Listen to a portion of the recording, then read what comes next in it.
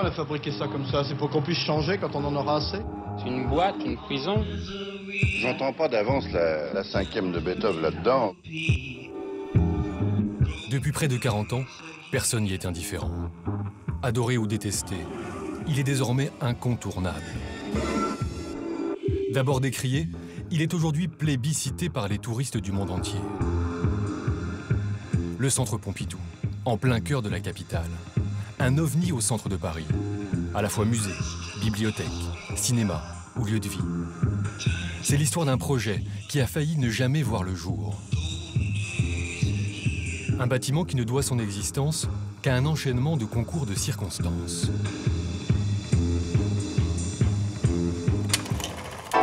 Au départ, il y a la volonté d'un homme, Georges Pompidou. Comment cet homme aux idées politiques plutôt conservatrices va-t-il réussir à imposer ses goûts absolument modernes pour l'art contemporain? Il y a de plus épouvantable que l'art académique, qui est justement l'art non contestataire, l'art qui accepte. L'art doit discuter, doit contester, doit protester.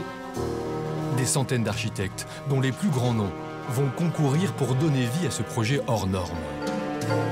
Le choix va finalement se porter à la surprise générale sur une architecture très utopique, imaginée par des jeunes architectes iconoclastes qui, jusqu'ici, n'avaient que très peu construit.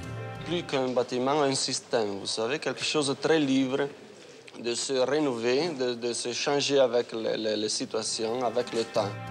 Le Centre Pompidou, c'est l'incroyable épopée de la construction d'un monument dédié à l'art moderne et contemporain, devenu lui-même aujourd'hui un chef-d'œuvre de l'architecture, une icône de l'art du XXe siècle.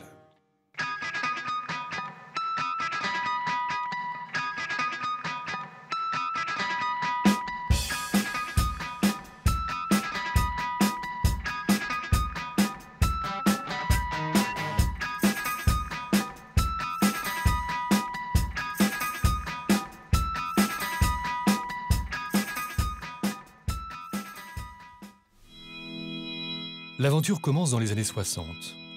Printemps 62, la France découvre au journal télévisé un nouveau Premier ministre alors quasiment inconnu. Lors d'une conférence de presse sur le perron de l'Élysée, à défaut de bien le voir, les Français écoutent pour la première fois Georges Pompidou, masqué par des dizaines de photographes. Le général de Gaulle, président de la République, vient de me nommer Premier ministre et m'a demandé de former le gouvernement. À 51 ans, l'homme est un parfait débutant en politique. Il dirige jusqu'ici la banque d'affaires Rothschild. Au début, on ne donnait pas cher finalement de sa peau de Premier ministre. Au fond, il avait l'image surtout d'un banquier. Il était le directeur de la banque Rothschild. Et d'ailleurs, l'opposition n'a pas manqué de le dénoncer comme tel. Ce gaulliste, aux allures de grand bourgeois, deviendra quelques années plus tard le père d'un des bâtiments les plus avant-gardistes du XXe siècle. À la tête du gouvernement, Georges Pompidou veut moderniser la France. Il développe le réseau autoroutier, les transports en commun comme le RER, aménage le quartier d'affaires de la Défense ou fait construire des grands ensembles de logements. Dans ce vaste programme de modernisation, un domaine lui échappe. La culture, chasse gardée de son ministre André Malraux. À l'époque, l'homme de lettres se concentre essentiellement sur la richesse du patrimoine existant. Il lance un vaste et ambitieux plan de ravalement des monuments parisiens, recouverts depuis des décennies d'une couche noire due à la pollution. Le parent pauvre de sa politique culturelle, c'est l'art contemporain, quasi inexistant à Paris. L'art le plus intéressant de l'époque dans le domaine contemporain était très peu montré à Paris. Il y avait quelques galeries, mais en nombre quand même très restreint. Tout ça était quand même pas à l'échelle d'une ville comme Paris, comparée à New York à la même époque. Depuis les années 50, Paris n'est plus la capitale incontestée de l'art. Tout se passe de l'autre côté de l'Atlantique. Avec l'apparition de nouveaux mouvements avant-gardistes, comme l'action painting de Jackson Pollock, puis le pop art. À New York, Andy Warhol et Roy Lichtenstein bousculent l'art moderne en jouant ironiquement avec les symboles de la société de consommation.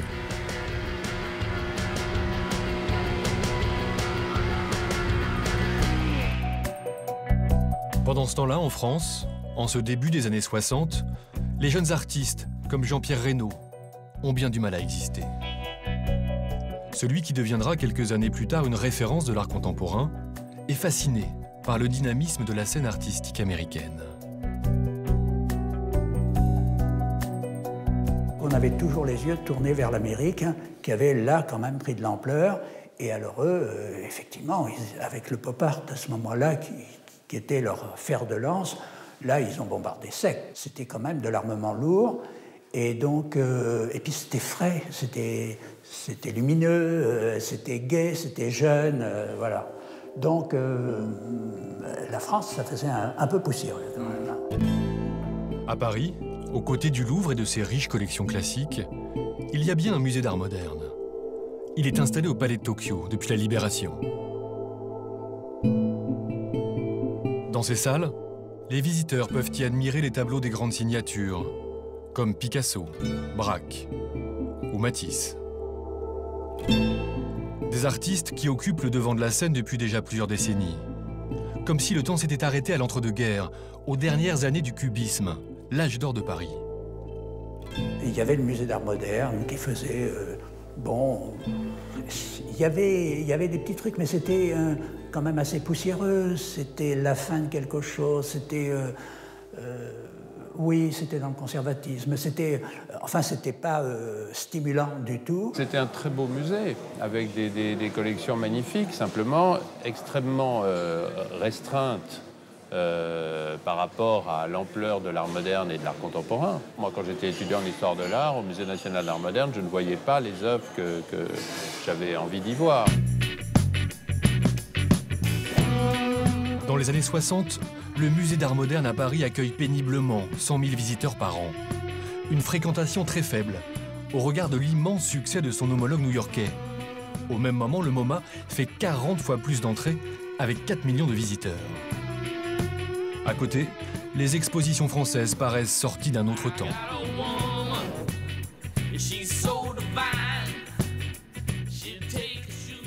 Pas de photos, parce que la Bibliothèque nationale s'occupe de la photo. Pas de vidéo et de cinéma, parce qu'on ne sait pas ce que c'est. Pas de dessin, pas de documentation, parce que la bibliothèque pour les conservateurs, ça suffit. Enfin bref, ils étaient ficelés de tous les côtés. Donc les critiques, évidemment, se multiplient, les artistes s'énervent. Ignorés par les musées français, les jeunes artistes doivent partir à l'étranger pour faire reconnaître leur travail. Comme Nikit Saint-Phal en Suède. C'est au Moderna Musette qu'elle sculpte On, une femme allongée, provocante et monumentale.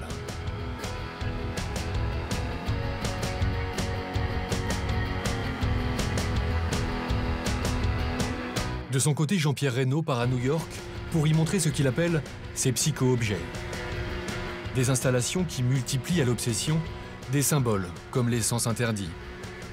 Je suis parti aux États-Unis en 1965. Comme par miracle, j'ai rencontré, j'ai vu Warhol, j'étais à la Factory, j'étais dans le milieu, il y avait les Rolling Stones. C'était vraiment ce qu'il fallait en musique et ce qu'il fallait aussi en art. Et puisque les choses ne s'arrêtent pas là, je rencontre Marcel Duchamp à New York, qui m'invite chez lui. J'ai un déjeuner extraordinaire à deux, comme ça. Je passe 2 heures avec lui. J'ai eu tout de suite une exposition majestueuse. Le MoMA m'a commandé donc une œuvre qui faisait 4 mètres et qu'elle a dans ses collections. Face à la toute-puissance américaine, le ministre de la Culture de Gaulle, André Malraux, voudrait préserver le prestige artistique de la France en créant le musée du XXe siècle. Il demande à l'architecte Le Corbusier de ressortir de ses cartons un projet qui date des années 30. Le musée à croissance illimitée. Une construction en forme de spirale carrée qui peut s'agrandir au fil des collections. Malraux imagine ce musée aux portes de Paris, à La Défense. Le Corbusier veut au contraire implanter son bâtiment au cœur de la capitale. Provocateur, il propose même de raser le Grand Palais. Mais quelques mois plus tard, en août 1965, l'architecte meurt. Son musée du XXe siècle disparaît avec lui.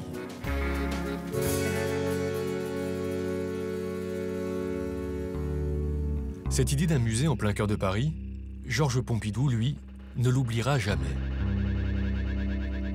L'homme d'État, moderniste convaincu, est un des rares hommes politiques français de l'époque amoureux de l'art contemporain. Ce goût singulier, il va l'afficher dès son arrivée à Matignon.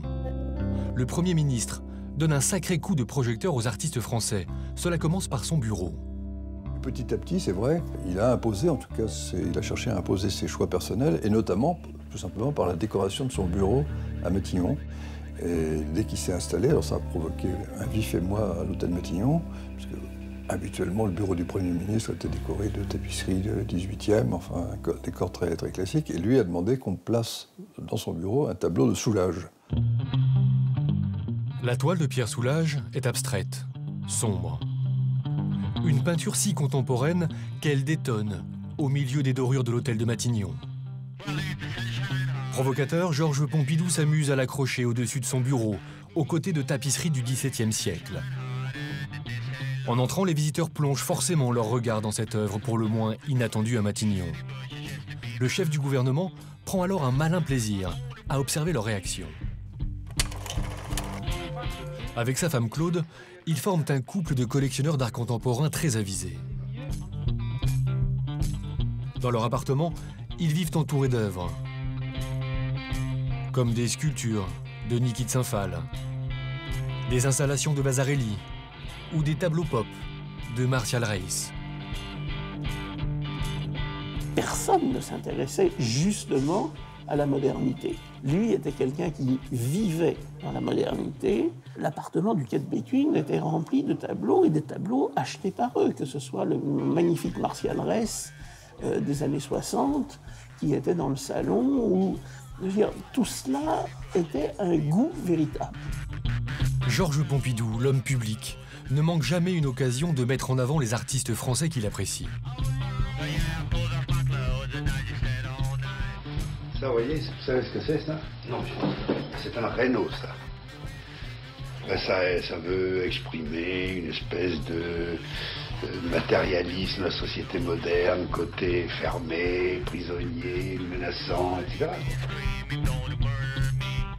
Moi, j'ai exposé dans une galerie qui s'appelait la galerie Matthias Fels, boulevard Haussmann, et un jour, le galeriste m'a dit que Georges Pompidou était passé et était tombé amoureux d'une pièce de moi. Et évidemment, j'étais bluffé, ça me faisait très très plaisir. Évidemment, ça nous rassurait beaucoup de sentir que quand même le pouvoir aussi pouvait être autre chose que simplement du pouvoir, que ça pouvait être aussi de la culture. Pompidou voit dans l'art une manière de comprendre l'époque, sentir l'air du temps. Cet homme de droite se passionne aussi pour des œuvres hostiles à ses idées politiques. Anticommuniste convaincu, il n'hésite pas à faire projeter à Matignon en 1967 le film maoïste de Jean-Luc Godard, La Chinoise. Au fond, l'art est toujours plus ou moins une remise en question des choses. Enfin, si l'art consistait à dire oui, bravo, c'est admirable, l'art c'est ennuyeux. Il n'y a rien de plus épouvantable que l'art académique, qui est justement l'art non contestataire, l'art qui accepte. L'art doit discuter, doit contester, doit protester. C'est certain. Pompidou était un conservateur et qui en même temps avait un vrai goût pour l'invention créatrice. Il disait que l'art était une extension de soi qui pouvait aboutir à une contradiction de soi. C'est-à-dire qu'il y avait dans la puissance de l'art quelque chose qui nous prolongeait en mettant en valeur des choses qu'on n'appliquait pas forcément dans sa vie, mais qui nous ouvrait à une autre vie. Quelques mois après la sulfureuse projection de La Chinoise à Matignon, l'histoire semble rattraper ce Premier ministre, pour qui l'art doit contester l'ordre établi. Dans un pays qu'on dit endormi, la jeunesse s'enflamme et exprime son ras-le-bol de cette société trop corsetée.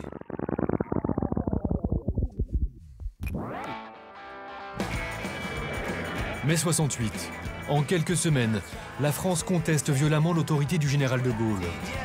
La révolte des étudiants, rapidement suivie par celle des ouvriers, fait vaciller le pouvoir.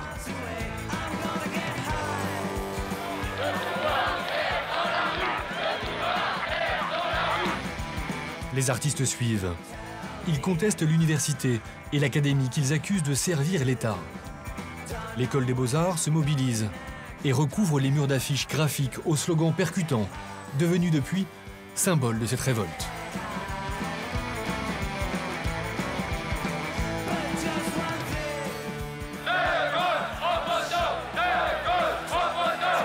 Le général de Gaulle, partisan d'une répression sourde, semble vite dépassé par les événements.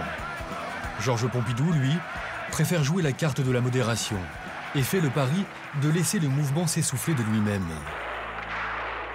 Pompidou, avec les antennes que lui donnait son intérêt pour des formes d'expression contemporaine, a davantage senti la situation. Il a bien hiérarchisé les problèmes et il a veillé à ce que les événements ne dégénèrent pas. Et très concrètement, à ce qu'il n'y ait pas de mort. C'est vraiment le souvenir du rôle qu'il a joué en 68 qui a fait que les Français l'ont choisi pour succéder au général. Le 15 juin 1969, Georges Pompidou est élu président de la République, avec une très large majorité. Il va pouvoir enfin lancer un projet qui lui tient particulièrement à cœur. Il est persuadé qu'une société plus ouverte à l'art est une société qui peut se moderniser, et va le proclamer dans une interview qu'il donne au journal Le Monde, une véritable profession de foi.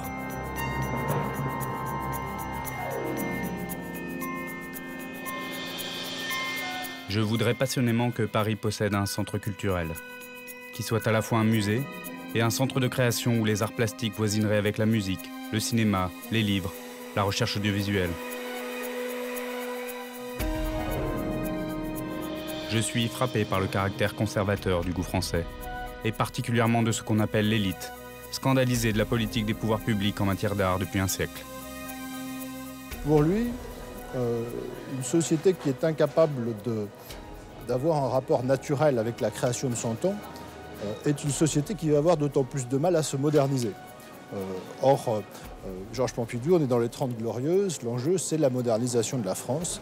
Et donc pour lui, une institution qui aide les Français à mieux comprendre l'art contemporain, quand on dit les Français, on parle vraiment de la société dans son ensemble, c'est une institution qui sera au service d'une politique de modernisation du pays. Moderniste convaincu, Pompidou sait que les Français, trop conservateurs en matière d'art, ne sont pas mûrs pour son centre culturel. Alors il va l'imposer. Il veut aller très vite, persuadé que s'il temporise, ce projet ne se fera jamais. À ce moment-là, c'était ce qu'il fallait faire. C'est vrai que passer dans la modernité un peu au forceps, comme ça, d'une façon un peu forte, c'était avec les Français certainement la seule solution parce qu'ils étaient très divisés. Je pense qu'il y aurait beaucoup de réticence pour faire un musée très progressiste comme ça. Donc ça aurait été des débats sans fin et à mon avis ça serait terminé, ça ne serait jamais fait. Reste à savoir où construire à Paris ce centre d'un nouveau genre. Toujours dans un souci d'efficacité, il s'oriente vers un des rares endroits disponibles en pleine ville. Pompidou décide de préempter un immense terrain vague dans le quartier du Marais. Le plateau Beaubourg, à quelques rues du pavillon Baltard des Halles. Ce terrain, le couple Pompidou l'avait déjà repéré depuis bien longtemps. J'allais le chercher à son bureau et pour revenir à la maison, puisque nous habitions dans le quartier du Marais, nous passions obligatoirement par ce qu'on appelle le plateau Beaubourg, qui était à ce moment-là un terrain vague et sinistre, mais immense. Et il disait très souvent, quel dommage que le gouvernement ne fasse pas quelque chose, qu'on ne construise pas une énorme bibliothèque ou un ensemble culturel. Ce quartier reconstitué par cette maquette est un des plus anciens de la capitale. Il a été surnommé au Moyen-Âge le Beaubourg, pour moquer ses ruelles étroites et sombres. Devenu au fil des temps insalubre, le quartier est finalement rasé en 1930. 40 ans plus tard, en ce mois de décembre 69, il n'y a toujours rien dessus. Ce n'est encore qu'un terrain vague. Il faut savoir que le plateau Beaubourg, avant la décision de construire le centre Pompidou, c'était un des endroits les plus crados de Paris, hein, mais vraiment épouvantable. C'était une place qui était quasiment abandonnée, c'était comme un terrain vague. Bon, il y avait une population de clochards forte, donc c'était un lieu un peu, ça craignait un peu, hein, je veux dire, c'était pas tellement sécure. Il était totalement déshérité, ça avait été longtemps, le plateau Beaubourg, c'était une espèce de parking qui était la face la plus noire de tout ce quartier autour des Halles. La rue Quincampoix était pleine de prostituées, d'ailleurs assez pittoresques, mais tout ça ne laissait pas imaginer que ça puisse devenir un lieu de vie. Malgré sa mauvaise réputation, le plateau semble l'endroit idéal pour accueillir ce que Georges Pompidou appelle déjà le centre Beaubourg. Mais il s'avère que le lieu est déjà convoité. Ce terrain, au centre de Paris, il paraît vide, mais rien n'est jamais complètement vide. Il y a toujours des projets. Il découvre qu'il y a un projet de grande bibliothèque de lecture publique qui manque effectivement à Paris, sur ce terrain. Et donc, ce qu'il va faire, c'est qu'il va marier les deux projets. C'est-à-dire qu'il va marier le projet d'un nouveau musée d'art moderne avec le projet de bibliothèque. Il y avait déjà l'idée, de la part de Georges Pompidou, que la bibliothèque ferait venir du monde. Reste à décider qui va construire ce grand projet présidentiel. Georges Pompidou surprend tout le monde. Pour choisir l'architecte, il souhaite un grand concours international, une première en France. Le centre du plateau Beaubourg, c'est le centre d'art contemporain voulu par le président de la République, Georges Pompidou. Le programme va être envoyé à 20 000 architectes en France et dans le monde entier pour qu'ils fassent connaître leurs projets et leurs idées. Pour relayer ce concours aux quatre coins du monde, toutes les ambassades sont mobilisées. La compétition est ouverte à tous les architectes. Et encore plus incroyable, on décide que les candidatures seront anonymes. Ce n'est d'ailleurs pas le président qui va choisir le lauréat, mais un jury prestigieux, cas unique sous la Ve République. Pour qu'il soit incontestable, sont réunies des légendes de l'architecture. Comme le Brésilien Oscar Niemeyer, à qui l'on doit notamment la ville de Brasilia. Ou encore l'Américain Philip Johnson, qui a construit le mythique Seagram Building à New York. Mais celui qui aura le plus d'influence sur le résultat final, c'est le président du jury, Jean Prouvé, designer et architecte réputé pour ses recherches sur l'habitat industriel. L'opération est un immense succès. 681 projets ont été envoyés du monde entier, avec des propositions très variées.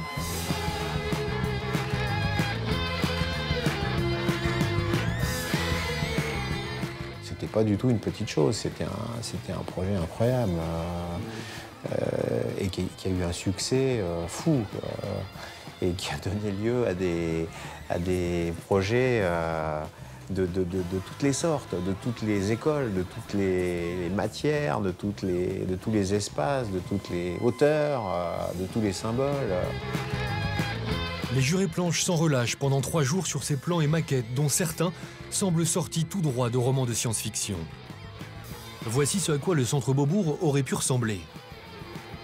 Sur celui-ci, toute la place est couverte d'un immense grillage. Cet autre projet enterre le centre sous des jardins en terrasse. Pour certains bâtiments, les formes sont audacieuses. Celui-ci présente des sortes de parasols géants. D'autres peuvent ressembler à une centrale nucléaire ou encore à un bâtiment en forme d'œuf.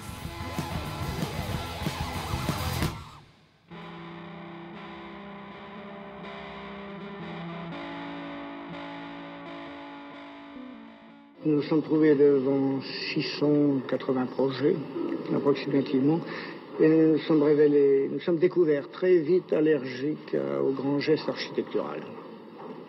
S'inscrire dans la ville, C'est à la fois un bâtiment énorme, mais qui suit la trame urbaine, c'est-à-dire il est quand même rectangulaire, il n'a pas une forme étrange, il est donc à la fois complètement hors norme et très urbain. Ce qui impressionne aussi les jurés, c'est la radicalité de la proposition. Un mécano géant ouvert sur la ville, avec de grandes baies vitrées. Chacun de ces étages est un immense plateau sans entrave, modulable à volonté, proposant un lieu de partage et de décloisonnement des arts et de la culture. C'est un bâtiment en plan libre. À chaque niveau, c'est des plans libres qui font 2 terrains de foot. Bon, c'était un des arguments des architectes, qui était de dire on vous propose, notamment pour le musée, un espace qui est complètement nouveau. Hein, on va pas vous mettre des 6 messes partout, vous êtes quasiment à ciel ouvert sur un plan libre. C'est le choix d'une flexibilité totale des espaces. Ce sont des plateaux totalement libres qui doivent pouvoir s'adapter à des usages qui ne sont pas encore complètement définis. Le programme est volontairement laissé ouvert. Et donc pour libérer les plateaux, on a rejeté toutes les infrastructures techniques qui sont normalement dissimulées dans Zedigen, on les a rejetées à l'extérieur. Les délibérations du jury sont brèves. Au bout de 3 jours, le 15 juillet 1971, le projet 493 est choisi à la quasi-unanimité, 8 voix sur 9. Mais qui donc est le brillant lauréat? Et finalement, ils font passer ce projet. Anonyme. Donc on ne sait pas du tout qui c'est. On voit bien que c'est un caractère un peu juvénile, enfin vivant, mais on ne sait pas qui c'est. Quand on a ouvert, révélé l'identité des candidats, donc le jury était un jury de personnalités tout à fait compétentes. Qui connaît Piano Rogers? Personne. Les vainqueurs du plus gros concours d'architecture jamais organisé en France, ce sont donc 2 inconnus. Un jeune Italien de 33 ans, Renzo Piano, et un Anglais à peine plus âgé, Richard Rogers, 35 ans. Tous les deux ont jusqu'ici très peu construit. Piano, fils d'un maçon de Gênes, a débuté dans l'entreprise familiale avant de travailler pour des agences d'architecture anglo-saxonnes. L'année précédente, il a tout de même réalisé avec son frère le pavillon italien de l'exposition universelle d'Osaka, un exercice de légèreté en acier et polyester. C'est là-bas qu'il rencontre Richard Rogers. Cet architecte anglais a conçu surtout des maisons autour de Londres, comme celle-ci à Wimbledon, dans un style industriel.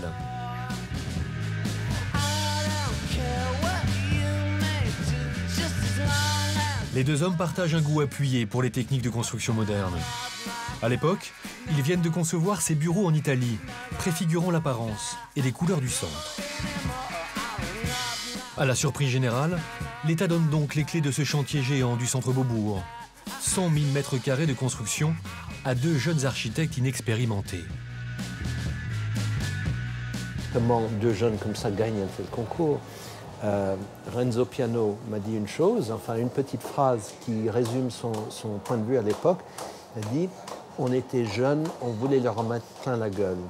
Et c'est ce qu'ils ont fait, ils ont forcé la dose, ils ont poussé l'aspect physique du bâtiment jusqu'à l'outrance. Ils ne s'y attendaient pas du tout, c'est-à-dire qu'ils s'étaient lancés là-dedans, un peu comme d'ailleurs souvent les jeunes, enfin des jeunes pratiques pour faire un peu parler d'eux, etc. Donc ils avaient l'espoir finalement d'être remarqués, mais probablement pas de gagner. Ils s'attendaient à être reçus de façon finalement assez banale. Et là, il y avait des déesses noires qui les attendaient. Je me souviens du jour où on est allé accueillir l'équipe d'architecture qui était là, barbu, chevelu.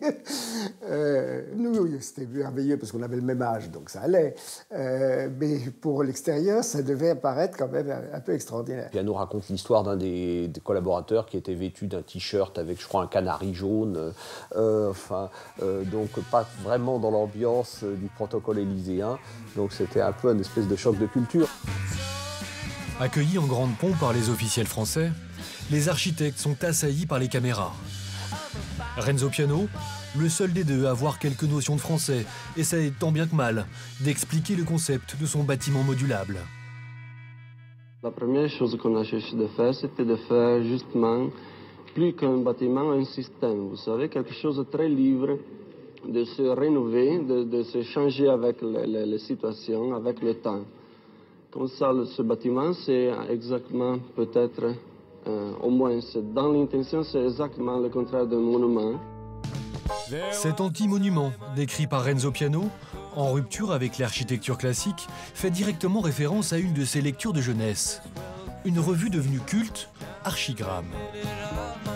Cette publication underground anglaise, faite de collages et de BD, incarne les utopies architecturales des années 60. Au fil des pages, des projets d'urbanisme délirants qui mélangent structures gonflables, villes volantes et immeubles modulables, faisant l'éloge des réseaux et de la mobilité.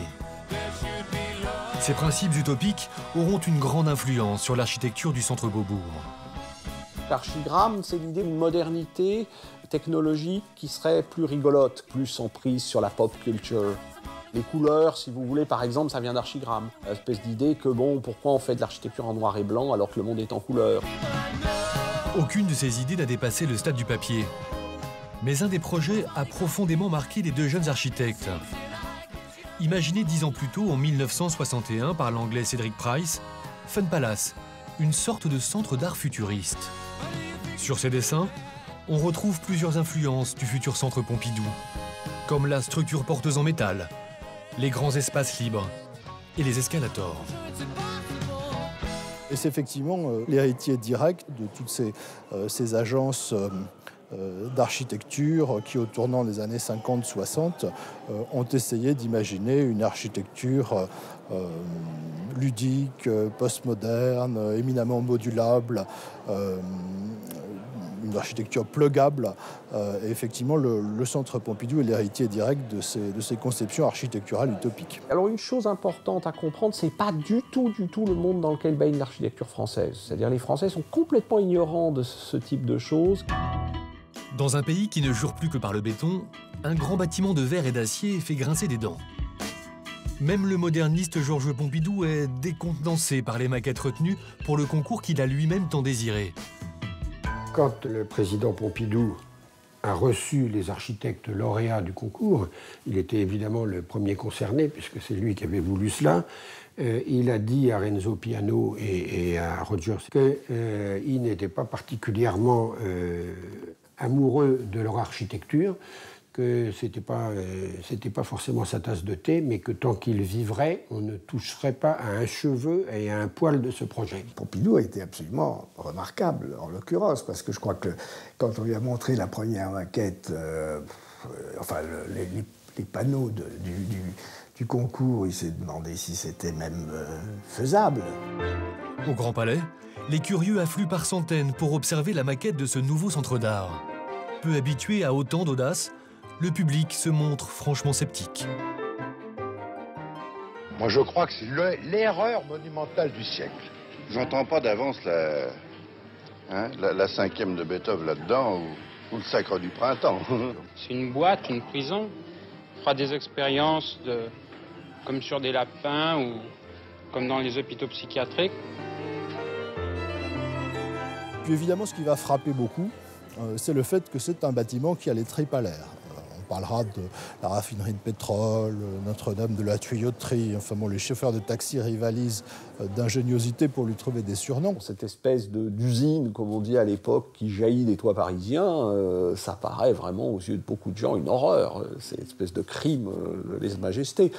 Bon, ça a déclenché, enfin toute proportion gardée, des réactions un peu comme la Tour Eiffel.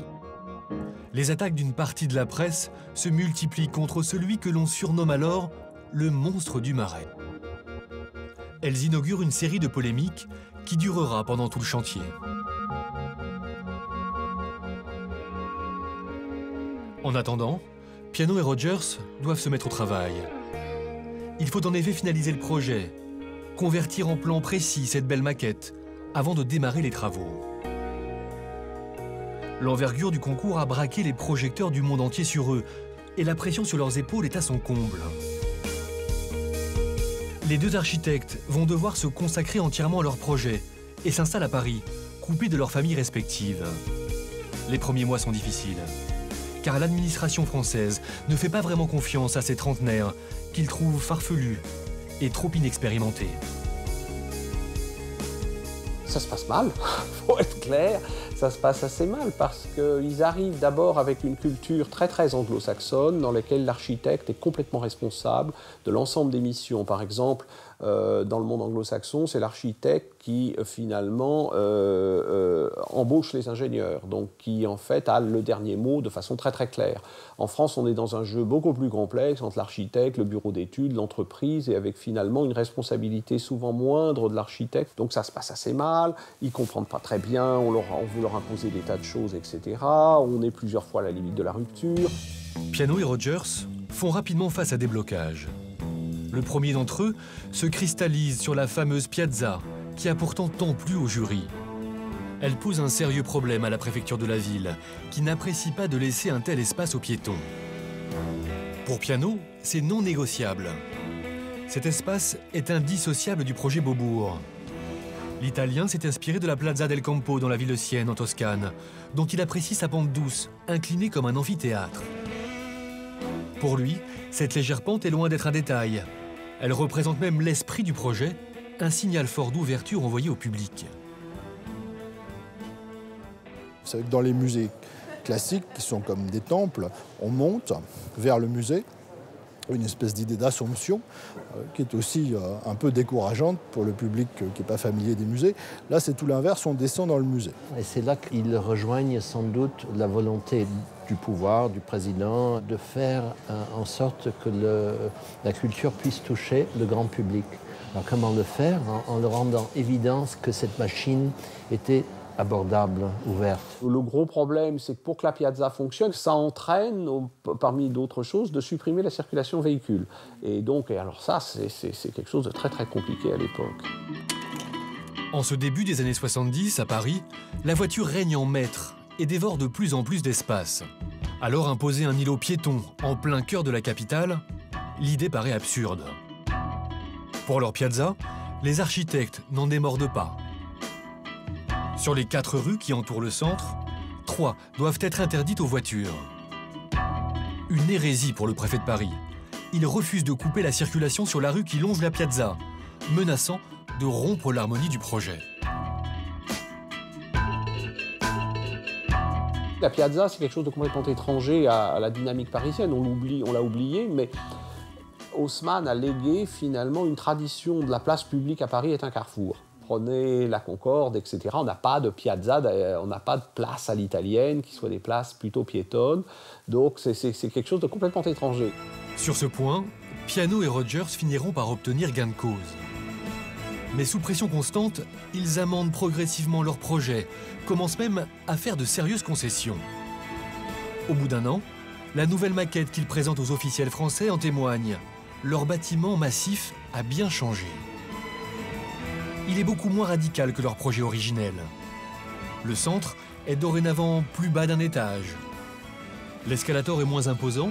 Il n'a d'ailleurs pas encore la forme de chenille qui fera sa renommée. Surtout, il apparaît sur leur bâtiment des formes plus courbes. Les architectes ont au sens propre arrondi les angles. Ils essayent de plaire à tout le monde, donc ils arrondissent, ils assouplissent. Ça commence à ressembler à un de ces vilains projets qu'on faisait parfois au début des années 70. Et puis, ils comprennent que finalement, ils sont en train d'aller dans le mur. 1972. Le président Pompidou s'impatiente. Pas question de perdre plus de temps. Le chantier a déjà commencé, même si l'architecture est encore fluctuante. Les quelques immeubles insalubres qui bordent le plateau Beaubourg sont détruits. Sous le regard des curieux, intrigués par l'étendue des travaux, les ouvriers creusent un immense trou pour accueillir le futur parking souterrain. Pour mettre fin aux errements de son centre d'art, Georges Pompidou décide d'apporter tout son soutien aux architectes face à l'administration française. Il leur donne la maîtrise totale du chantier, leur permettant d'être avec leur équipe les seuls maîtres à bord.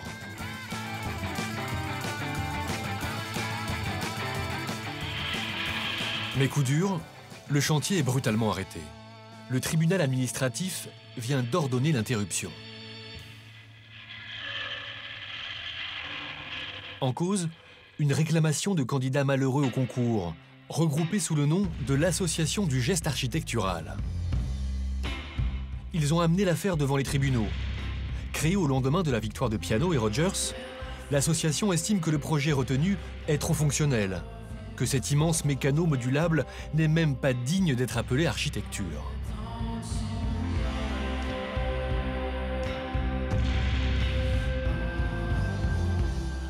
Il y avait des architectes qui croyaient au geste architectural et qui représentaient une fraction assez importante de l'architecture qui se pratiquait en France et dont le pavillon de la France à Montréal avait été un exemple. C'est-à-dire quelque chose d'assez lyrique, peu importe à vrai dire le contenu, mais ça fait geste dans le panorama. Et au lieu de ça, qu'est-ce qu'on propose? Une usine. Et donc, il y a eu une sorte de tentative désespérée avec un procès, en effet, mené par l'un d'entre eux, pour dire mais ce n'est pas de l'architecture. Vous faites un concours d'architecture et vous choisissez quelque chose qui n'est pas de l'architecture. Pour bloquer les travaux, l'argument des architectes mécontents repose sur une faille juridique. Il s'appuie sur les modifications successives de l'escalator, accusant les deux architectes de s'être trop éloignés de la proposition originale. Mais au bout de 4 mois, le Conseil d'État tranche et autorise la reprise des travaux. Cet épisode va galvaniser Piano et Rogers.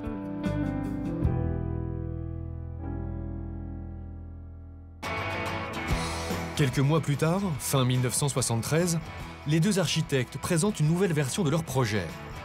Leur maquette finale est une réponse radicale, faite au conservatisme de leurs opposants. Crânement, alors qu'on leur reproche l'aspect purement utilitaire de leur centre, ils livrent un véritable traité d'architecture fonctionnelle.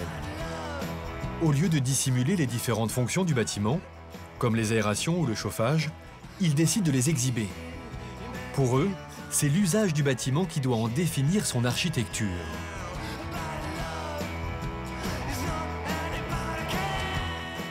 C'est une version de la technologie où le fonctionnement devient visible. C'est une inversion de la formule habituelle qui consiste à couvrir tout ce qui est le fonctionnement du bâtiment, les tuyaux, la climatisation, le chauffage. Ils inversent la donne, ils mettent tout à l'extérieur. Ça devient de toute évidence une machine. C'est une machine pour la culture. Dorénavant, une façade entière est recouverte de tuyaux apparents. Et pour mettre en scène les différentes fonctions de leur bâtiment, les architectes ont imaginé un code couleur. Le bleu pour l'air et la climatisation. Le vert pour les conduites d'eau. Le jaune pour l'électricité. Et enfin le rouge pour la circulation des publics, comme sous l'escalator du centre, la chenille. Elle a enfin pris sa forme définitive, traçant une diagonale élégante en travers du bâtiment. Elle est devenue aujourd'hui son symbole, en lui offrant une dimension quasi poétique. En effet, la chenille dépasse sa simple fonction d'escalier mécanique. En mettant en scène le percement du plafond parisien, les architectes ont réussi à trouver le moyen de faire ressentir au public physiquement qu'en l'empruntant, il s'élève vers la culture. C'est ce que Le Corbusier, qui essayait de mettre le moins d'escaliers possible dans ses maisons individuelles et de mettre des montées douces, il appelait ça des promenades architecturales. Bon. Et l'escalator, c'est la plus belle promenade architecturale de Paris. L'escalator cristallise quelque chose qui est le rêve de la mégastructure, dans lequel on est à la fois dans la technologie et à la fois, grâce à la technologie, libéré et mis au contact des éléments. Parce que l'escalator, on monte dans les cieux, finalement, comme un oiseau qui va de branche en branche. Et donc, il y a un côté à la fois très technologique et il y a un côté où on sort de la technologie pour retrouver la nature, d'une certaine façon. C'est quelque chose de très magique. Et oui, je pense que c'est un des coups les plus étonnants de ce bâtiment.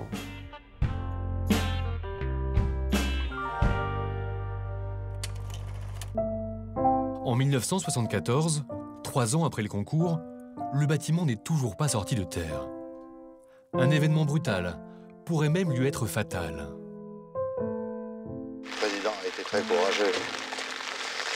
La dernière fois que je l'ai vu, il a tout d'un coup baissé la tête et puis il m'a dit « Oh, c'est dur ce que je fais ». Le 2 avril 1974, le président de la République meurt des suites d'une maladie qu'il a tenue secrète jusqu'au dernier jour.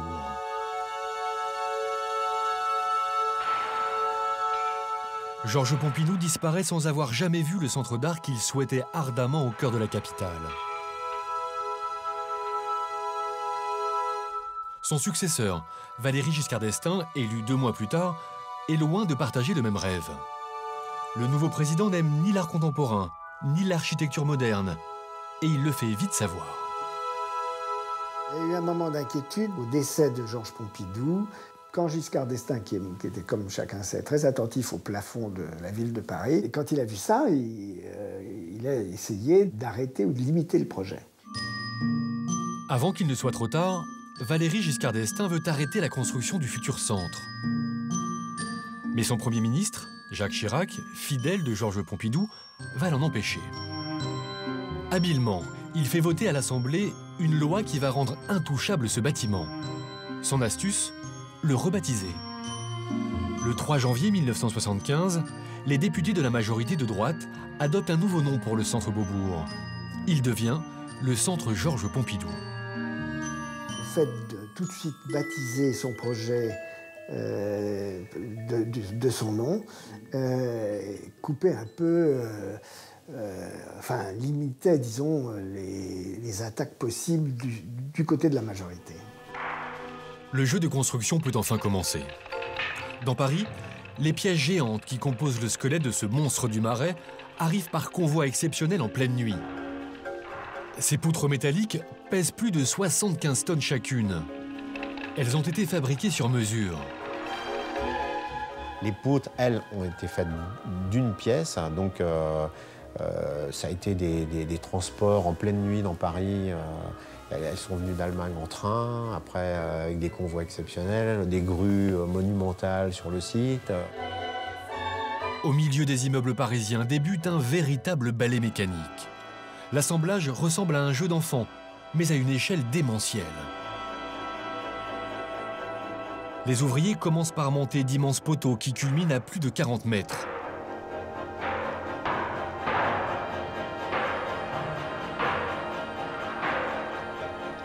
Puis des grues impressionnantes doivent accrocher entre ces poteaux les poutres treillies de plus de 75 tonnes, celles qui vont porter les plateaux.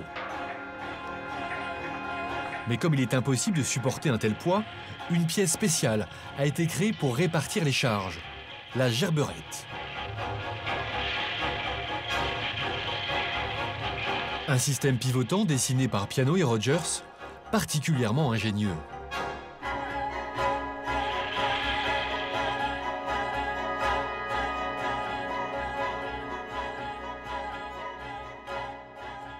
C'est des pièces qui ont des formes un peu organiques. Et donc, vous avez une espèce de contraste entre la structure cristalline des barres, si vous voulez, et des poteaux, et puis ces gerberettes plus organiques qui sont très, très visibles à la façon de gargouilles dans une église gothique. Et donc, ça crée une expression plastique assez intéressante. Une fois le squelette du bâtiment entièrement monté, il n'y a plus qu'à poser les étages. De simples plateaux, sans aucune entrave, sans mur, ni poteau au milieu. Toute la structure porteuse est à l'extérieur. C'est ce qu'on appelle une exostructure, un peu à la manière de Notre-Dame et ses arcs-boutants.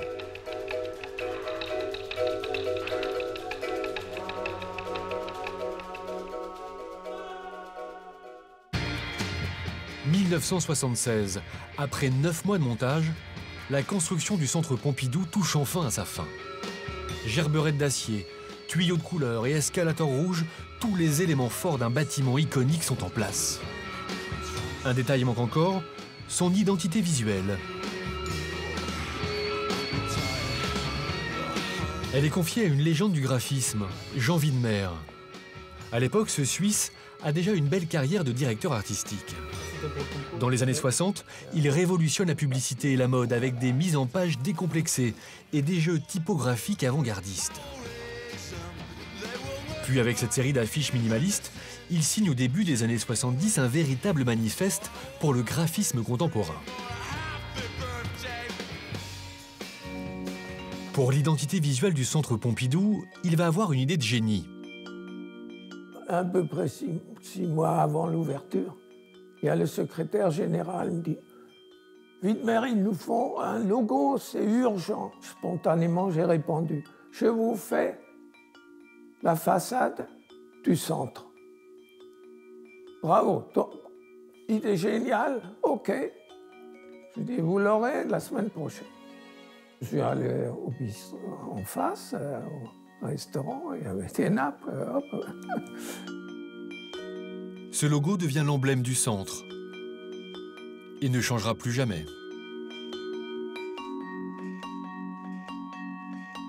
Le graphisme, il faut qu'il soit pur, il faut qu'il soit simple, sinon il va se démoder.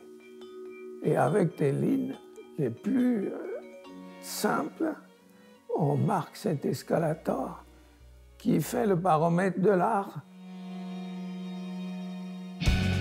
En attendant, dans les jours qui précèdent l'ouverture en 1977, toute la presse est intriguée par ce centre d'un nouveau genre. Entre fascination et ricanement. En France, on n'a pas de pétrole, mais on a des tuyaux. C'est la première idée qui m'est venue lorsque j'ai vu le plateau Beaubourg. 1er février 1977, le centre Pompidou ouvre ses portes au public. Le succès est colossal. 35 000 personnes s'y pressent le premier jour, alors qu'on en attendait seulement 3 000. L'ouverture du centre, c'était d'un seul coup un afflux de public inimaginable. Les gens venaient voir d'abord un bâtiment sacrilège au cœur de Paris, cette chose dont toute la presse et dont toutes les télévisions du monde avaient parlé. Les galeries contemporaines à l'époque, au rez-de-chaussée, étaient gratuites. Donc il y avait un nombre absolument considérable de gens qui arrivaient là-dedans. Il y avait des œuvres un peu partout. Enfin voilà, c'était pas fait pour accueillir un très très très grand public. Et j'ai le souvenir très précis de nous précipiter dans les salles les uns et les autres pour protéger les œuvres, quoi. Ce qui était extraordinaire dans le fond, et on ne s'en est pas rendu compte, ça n'aurait pas eu lieu, c'est qu'on a tous vécu une utopie. Rien n'était aussi peu vraisemblable que de fabriquer le centre Pompidou, et c'est peut-être pour ça que ça a marché. Le vœu du président Pompidou a été exaucé bien au-delà de ses espérances. Son centre d'art moderne et contemporain fait aujourd'hui partie des musées les plus fréquentés au monde.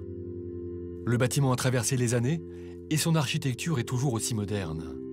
Il est un des lieux les plus incontournables de Paris. Sa première force, incontestablement, c'est d'avoir pas mal résisté à une fréquentation absolument considérable, puisque depuis son ouverture le 31 janvier 1977, le centre Pompidou a reçu plus de 200 millions de visiteurs. Ce qui est assez remarquable si on songe que Paris, c'est plutôt une ville de patrimoine. Les touristes qui viennent à Paris, ils viennent voir le Louvre, évidemment, ils viennent voir Notre-Dame, l'Arc de Triomphe. Voir le centre Pompidou, c'est pas forcément quelque chose d'absolument évident.